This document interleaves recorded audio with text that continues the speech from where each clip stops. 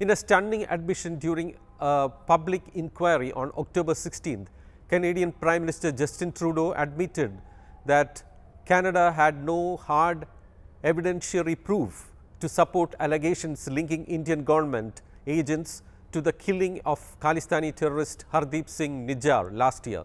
Mr. Trudeau's testimony came amid heightened diplomatic tensions between India and Canada, which escalated following these accusations in 2023.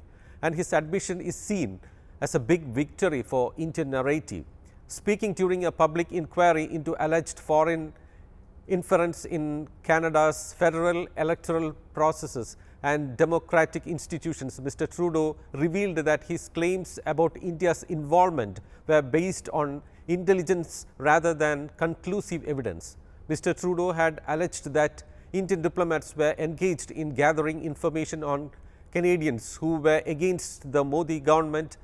Allegedly, this information was later passed on to senior Indian officials and criminal organizations, including the Lawrence Bishnoi gang. The Bishnoi gang, infamous for its involvement in organized crime, has been linked by Canadian authorities to violence targeting the South Asian community, specifically pro-Khalistani activists in Canada. Nijjar, a designated terrorist by India's National Investigation Agency in 2020, was shot dead outside a Gurudwara in Surrey, British Columbia in June 2023. The Royal Canadian Mounted Police later stated that 6 Indian diplomats were allegedly part of a plot to murder Nijjar. The Canadian police also suggested that the Bishnoi gang was connected to Indian government agents. Now, as the diplomatic tension between Canada and India worsens, there are speculations that Canada may impose sanctions on India, but the fact is that India also has some options to hit back. Shiv Arur, a senior journalist, explains what actions India can possibly take if Canada escalates the row further.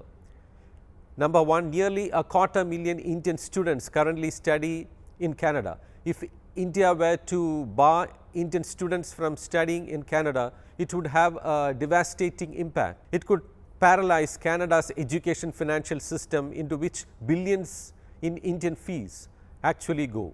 Number two, India can cancel all overseas citizen of India cards of Canadian citizens of Indian origin who are sympathetic to pro-Khalistani elements. This step would force many to reconsider their involvement. Number three, another potential measure involves suspending property rights for Khalistani supporters, delaying new visas and increasing scrutiny.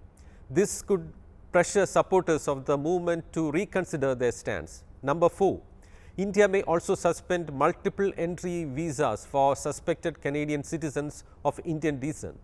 This could trigger a backlash within the Canadian Indian community, possibly impacting domestic politics in Canada. Number five, India could impose trade sanctions, just like Canada is considering against New Delhi. As a top 10 trading partner, India could significantly hurt Canada's economy, which already faces a trade imbalance in India's favor.